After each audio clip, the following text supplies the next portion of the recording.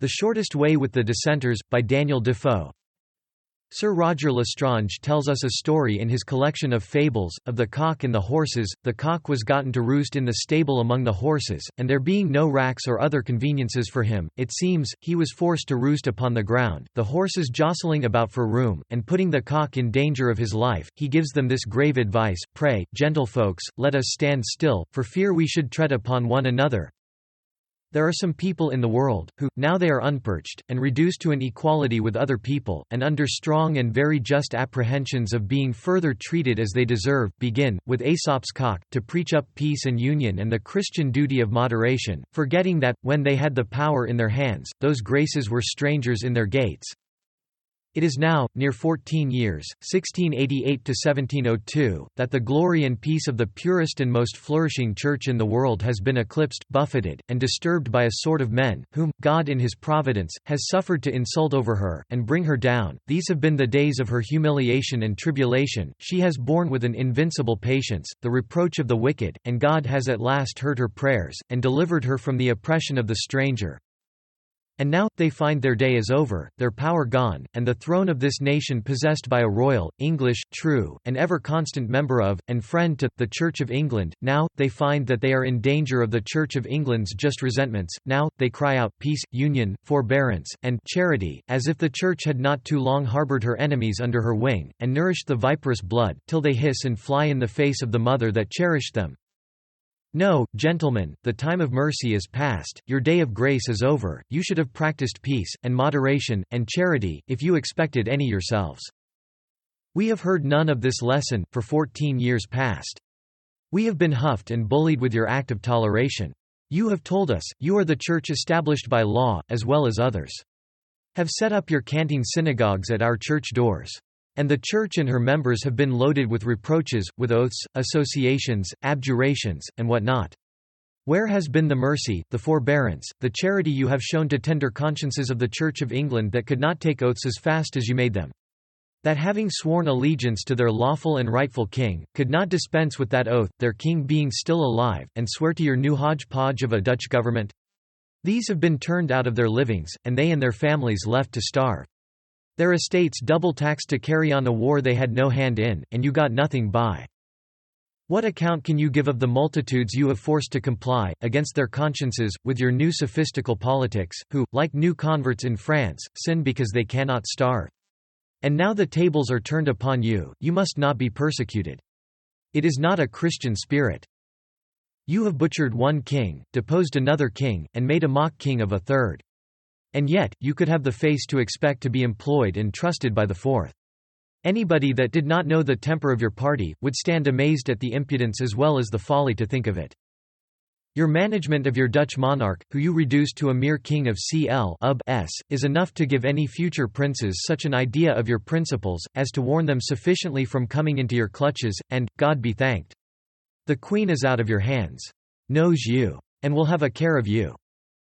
There is no doubt but the supreme authority of a nation has in itself, a power, and a right to that power, to execute the laws upon any part of that nation it governs.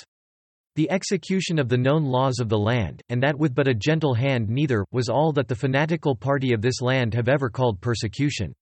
This they have magnified to a height, that the sufferings of the Huguenots in France were not to be compared with them. Now to execute the known laws of a nation upon those who transgress them, after having first been voluntarily consenting to the making of those laws, can never be called persecution, but justice. But justice is always violence to the party offending. For every man is innocent in his own eyes. The first execution of the laws against dissenters in England, was in the days of King James I, and what did it amount to? Truly, the worst they suffered was, at their own request, to let them go to New England, and erect a new colony, and give them great privileges, grants, and suitable powers, keep them under protection, and defend them against all invaders, and receive no taxes or revenue from them. This was the cruelty of the Church of England. Fatal lenity. It was the ruin of that excellent prince. King Charles I had King James sent all the Puritans in England away to the West Indies. We had been a national unmixed church. The Church of England had been kept undivided and entire. To requite the lenity of the Father, they take up arms against the Son, conquer, pursue, take, imprison, and alas to death the anointed of God, and destroy the very being and nature of government, setting up a sordid impostor, who had neither title to govern, nor understanding to manage, but supplied that want, with power, bloody and desperate counsels and craft, without conscience. Had not King James I withheld the full execution of the laws, had he given them strict justice, he had cleared the nation of them. And the consequences had been plain, his son had never been murdered by them, nor the monarchy overwhelmed. It was too much mercy shown them that was the ruin of his posterity, and the ruin of the nation's peace. One would think the dissenters should not have the face to believe, that we are to be wheedled and canted into peace and toleration, when they know that they have once requited us with a civil war, and once with an intolerable and unrighteous persecution, for our former civility.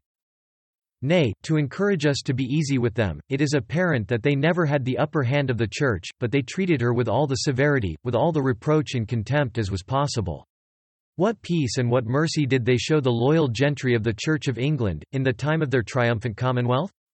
How did they put all the gentry of England to ransom, whether they were actually in arms for the king or not? Making people compound for their estates, and starve their families. How did they treat the clergy of the Church of England? Sequester the ministers, devour the patrimony of the Church, and divide the spoil, by sharing the Church lands among their soldiers, and turning her clergy out to starve. Just such measures as they have meted, should be measured to them again. Charity and love is the known doctrine of the Church of England, and it is plain she has put it in practice towards the dissenters, even beyond what they ought deserved, till she has been wanting to herself, and in effect unkind to her own sons, particularly, in the too much lenity of King James I, mentioned before. Had he so rooted the Puritans from the face of the land, which he had an opportunity early to have done, they had not had the power to vex the Church as since they have done. In the days of King Charles II, how did the Church reward their bloody doings, with lenity and mercy? Except the barbarous regicides of the pretended court of justice, not a soul suffered, for all the blood in an unnatural war. King Charles came in all mercy and love, cherished them, preferred them, employed them, withheld the rigor of the law, and oftentimes, even against the advice of his parliament, gave them liberty of conscience. And how did they requite him? With the villainous contrivance to depose and murder him and his successor, at the Rye House plot. King James II, as if mercy was the inherent quality of the family, began his reign with unusual favour to them. Nor could their joining with the Duke of Monmouth against him, move him to do himself justice upon them. But that mistaken prince, thinking to win them by gentleness and love, proclaimed a universal liberty to them. And rather discountenanced the Church of England than them. How they required him, all the world knows. The late reign William III is too fresh in the memory of all the world to need a comment. How under pretence of joining with the Church in redressing some grievances, they pushed things to that extremity, in conjunction with some mistaken gentlemen, as to depose the late king, as if the grievance of the nation could not have been redressed but by the absolute ruin of the prince. Here is an instance of their temper, their peace, and charity. To what height they carried themselves during the reign of a king of their own. How they creeped into all places of trust and profit, how they insinuated themselves into the favor of the king, and were at first preferred to the highest places in the nation. How they engrossed the ministry, and, above all, how pitifully they managed, is too plain to need any remarks. But particularly, their mercy and charity, the spirit of union they tell us so much of, has been remarkable in Scotland. If any man would see the spirit of a dissenter, let him look into Scotland. There, they made entire conquest of the Church, trampled down the sacred orders and suppressed the episcopal government, with an absolute, and, as they supposed, a retrievable victory. Though it is possible, they may find themselves mistaken. Now it would be a very proper question to ask their impudent advocate, the observator, pray how much mercy and favour did the members of the Episcopal Church find in Scotland, from the Scotch Presbyterian government? And I shall undertake for the Church of England, that the dissenters shall still receive as much here, though they deserve but little. In a small treatise of the sufferings of the episcopal clergy in Scotland, it will appear what usage they met with. How they not only lost their livings, but, in several places, were plundered and abused in their persons. The ministers that could not conform, were turned out, with numerous families and no maintenance, and hardly charity enough left to relieve them with a bit of bread. The cruelties of the party were innumerable, and are not to be attempted in this short piece. And now, to prevent the distant cloud which they perceive to hang over their heads from England, with a true Presbyterian policy, they put it for a union of nations, that England might unite their church with the Kirk of Scotland, and their assembly of Scoth canting long cloaks in our convocation. What might have been, if our fanatic Whiggish statesmen continued, God only knows. But we hope we are out of fear of that now. It is alleged by some of the faction, and they have begun to bully us with it, that, if we won't unite them, they will not settle the crown with us again, but when Her Majesty dies, will choose a king for themselves. If they won't, we must make them. And it is not the first time we have let them know that we are able. The crowns of these kingdoms have not so far disowned the right of succession, but they may retrieve it again, and if Scotland thinks to come off from a successive to an electric state of government, England has not promised, not to assist the right heir, and put him into possession, without any regards to their ridiculous settlements. These are the gentlemen, these their ways of treating the Church, both at home and abroad. Now let us examine the reasons they pretend to give, why we should be favourable to them. Why we should continue and tolerate them among us. First, they are very numerous, they say. They are a great part of the nation, and we cannot suppress them. To this, may be answered, first, they are not so numerous as the Protestants in France, and yet the French king effectually cleared the nation of them, at once, and we don't find he misses them at home. But I am not of the opinion, they are so numerous as is pretended. Their party is more numerous than their persons, and those mistaken people of the Church who are misled and deluded by their wheedling artifices to join with them, make their party the greater, but those will open their eyes when the government shall set heartily about the work, and come off from them, as some animals, which they say, always desert a house when it is likely to fall. Secondly, the more numerous, the more dangerous, and therefore the more need to suppress them. And God has suffered us to bear them as goads in our sides, for not utterly extinguishing them long ago. Thirdly, if we are to allow them, only because we cannot suppress them, then it ought to be tried, whether we can or not. And I am of opinion, it is easy to be done. And could prescribe ways and means, if it were proper, but I doubt not the government will find effectual methods for the rooting of the contagion from the face of this land. Another argument they use, which is this: that this is a time of war, and we have need to unite against the common enemy. We answer, this common enemy had been no enemy, if they had not made him so. He was quiet, in peace, and no way disturbed and encroached upon us, and we know no reason we had to quarrel with him. But further, we make no question but we are able to deal with this common enemy without their help, but why must we unite with them, because of the enemy? Will they go over to the enemy, if we do not prevent it, by a union with them? We are very well contented that they should. And make no question, we shall be ready to deal with them and the common enemy too, and better without them than with them. Besides, if we have a common enemy, there is the more need to be secure against our private enemies.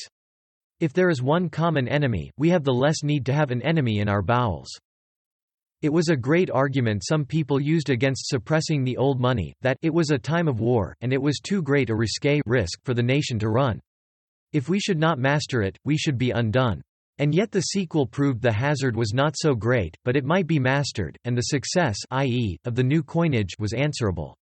The suppressing the Dissenters is not a harder work, nor a work of less necessity to the public. We can never enjoy a settled uninterrupted union and tranquility in this nation, till the spirit of Whiggism, faction, and schism is melted down like the old money. To talk of difficulty is to frighten ourselves with chimeras and notions of a powerful party, which are indeed a party without power. Difficulties often appear greater at a distance than when they are searched into with judgment, and distinguished from the vapors and shadows that attend them. We are not to be frightened with it. This age is wiser than that, by all our own experience, and theirs too. King Charles I had early suppressed this party, if he had taken more deliberate measures. In short, it is not worth arguing, to talk of their arms. Their Monmouths, and Shaftesburys, and Argyles are gone. Their Dutch sanctuary is at an end. Heaven has made way for their destruction. And if we do not close with the divine occasion, we are to blame ourselves. And may hereafter remember, that we had, once, an opportunity to serve the Church of England, by extirpating her implacable enemies, and having let slip the minute that Heaven presented, may experimentally complain, post est occasio calvo. Here are some popular objections in the way. As first, the Queen has promised them, to continue them in their tolerated liberty, and has told us she will be a religious observer of her word. What Her Majesty will do, we cannot help. But what, as the head of the Church, she ought to do, is another case. Her Majesty has promised to protect and defend the Church of England, and if she cannot effectually do that, without the destruction of the Dissenters, she must, of course, dispense with one promise to comply with another. But to answer this cavil more effectually, Her Majesty did never promise to maintain the toleration to the destruction of the Church, but it was upon supposition that it may be compatible with the well-being and safety of the Church, which she had declared she would take especial care of. Now if these two interests clash, it is plain Her Majesty's intentions are to uphold, protect, defend, and establish the Church, and this, we conceive as impossible, that is, while maintaining the toleration. Perhaps it may be said, that the Church is in no immediate danger from the Dissenters, and therefore it is time enough. But this is a weak answer. For first, if the danger be real, the distance of it is no argument against, but rather a spur to quicken us to prevention, lest it be too late hereafter. And secondly, here is the opportunity, and the only one perhaps, that ever the Church had to secure herself, and destroy her enemies. The representatives of the nation have now an opportunity. The time has come, which all good men have wished for. That the gentlemen of England may serve the Church of England, now they are protected and encouraged by a Church of England Queen. What will you do for your sister in the day that she shall be spoken for? If ever you will establish the best Christian Church in the world? If ever you will suppress the spirit of enthusiasm? If ever you will free the nation from the viperous brood that have so long sucked the blood of their mother? If ever you will leave your posterity free from faction and rebellion, this is the time. This is the time to pull up this heretical weed of sedition, that has so long disturbed the peace of the Church, and poisoned the good corn. But, says another hot and cold objector, this is renewing fire and faggot, reviving the act, de heretico comburendo. This will be cruelty in its nature. And barbarous to all the world. I answer, it is cruelty to kill a snake or a toad in cold blood, but the poison of their nature makes it a charity to our neighbors, to destroy those creatures. Not for any personal injury received, but for prevention, not for the evil they have done, but the evil they may do. Serpents, toads, vipers, and are noxious to the body, and poison the sensitive life, these poison the soul. Corrupt our posterity. Ensnare our children. Destroy the vitals of our happiness, our future felicity. And contaminate the whole mass. Shall any law be given to such wild creatures? Some beasts are for sport, and the huntsmen give them the advantages of ground, but some are knocked on the head, by all possible ways of violence and surprise. I do not prescribe fire and faggot, but as Scipio said of Carthage, delenda est Carthago. They are to be rooted out of this nation, if ever we will live in peace. Serve God. Or enjoy our own. As for the manner, I leave it to those hands, who have a right to execute God's justice on the nations and the Church's enemies. But, if we must be frighted from this justice, under these specious pretenses, an odious sense of cruelty, nothing will be effected. It will be more barbarous to our own children and dear posterity, when they shall reproach their fathers, as we ours, and tell us, you had an opportunity to root out this cursed race from the world, under the favour and protection of a true Church of England Queen, and out of your foolish pity, you spared them, because, forsooth, you would not be cruel. And now our Church is suppressed and persecuted, our religion trampled under foot, our estates plundered, our persons imprisoned, and dragged to jails, gibbets, and scaffolds. Your sparing this Amalekite race is our destruction. Your mercy to them, proves cruelty to your poor posterity. How just will such reflections be, when our posterity shall fall under the merciless clutches of this uncharitable generation? When our Church shall be swallowed up in schism, faction, enthusiasm, and confusion? When our government shall be devolved upon foreigners, and our monarchy dwindled into a republic? It would be more rational for us, if we must spare this generation, to summon our own to a general massacre, and as we have brought them into the world free, to send them out so, and not betray them to destruction by our supine negligence, and then cry, it is mercy. Moses was a merciful meek man, and yet with what fury did he run through the camp, and cut the throats of 33,000 of his dear Israelites that were fallen into idolatry. What was the reason? It was mercy to the rest, to make these examples. To prevent the destruction of the whole army. How many millions of future souls shall we save from infection and delusion, if the present race of poisoned spirits were purged from the face of the land? It is vain to trifle in this matter. The light foolish handling of them by mulcts, fines, etc., 'tis their glory and their advantage. If the gallows instead of the counter, and the galleys instead of the fines, were the reward of going to a conventicle, to preach or hear, there would not be so many sufferers. The spirit of martyrdom is over. They that will go to church to be chosen sheriffs and mayors, would go to 40 churches, rather than be hanged. If one severe law were made, and punctually executed, that whoever was found at a conventicle should be banished the nation, and the preacher be hanged, we should soon see an end of the tale. They would all come to church again, and one age generation would make us all one again. To talk of 5 shillings a month for not coming to the sacrament, and 1 shilling per week, for not coming to church, this is such a way of converting people as was never known. This is selling them a liberty to transgress, for so much money. If it be not a crime, why don't we give them full license? And if it be, no price ought to compound for the committing of it. For that is selling a liberty to people to sin against God and the government. If it be a crime of the highest consequence, both against the peace and welfare of the nation, the glory of God, the good of the Church, and the happiness of the soul, let us rank it among capital offences. And let it receive punishment in proportion to it. We hang men for trifles, and banish them for things not worth naming, but that an offence against God and the Church, against the welfare of the world, and the dignity of religion shall be bought off for 5 shillings, this is such a shame to a Christian government, that it is with regret I transmit it to posterity. If men sin against God, affront his ordinances, rebel against his church, and disobey the precepts of their superiors, let them suffer, as such capital crimes deserve. So will religion flourish, and this divided nation be once again united. And yet the title of barbarous and cruel will soon be taken off from this law too. I am not supposing that all the dissenters in England should be hanged or banished. But as in case of rebellions and insurrections, if a few of the ringleaders suffer, the multitude are dismissed, so a few obstinate people being made examples, there is no doubt but the severity of the law would find a stop in the compliance of the multitude. To make the reasonableness of this matter out of question, and more unanswerably plain, let us examine for what it is, that this nation is divided into parties and factions? And let us see how they can justify a separation, or we of the Church of England can justify our bearing the insults and inconveniences of the party. One of their leading pastors, and a man of as much learning as most among them, in his answer to a pamphlet entitled An Enquiry into the Occasional Conformity, hath these words, page 27, Do the religion of the Church and the meeting houses make 2 religions? Wherein do they differ? The substance of the same religion is common to them both, and the modes and accidents are the things in which only they differ. Page 28, 39 articles are given us for the summary of our religion, 36 contain the substance of it, wherein we agree, 3 are additional appendices, about which we have some differences. Now, if as, by their own acknowledgment, the Church of England is a true church, and the difference is only in a few modes and accidents, why should we expect that they will suffer the gallows and galleys, corporal punishment and banishment, for these trifles? There is no question, but they will be wiser. Even their own principles won't bear them out in it. They will certainly comply with the laws, and with reason. And though, at the first, severity may seem hard, the next age will feel nothing of it. The contagion will be rooted out. The disease being cured, there will be no need of the operation.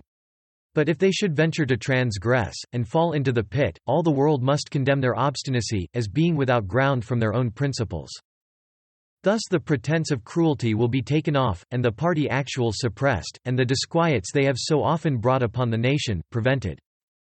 Their numbers and their wealth make them haughty, and that is so far from being an argument to persuade us to forbear them, that it is a warning to us, without any more delay, to reconcile them to the unity of the Church, or remove them from us.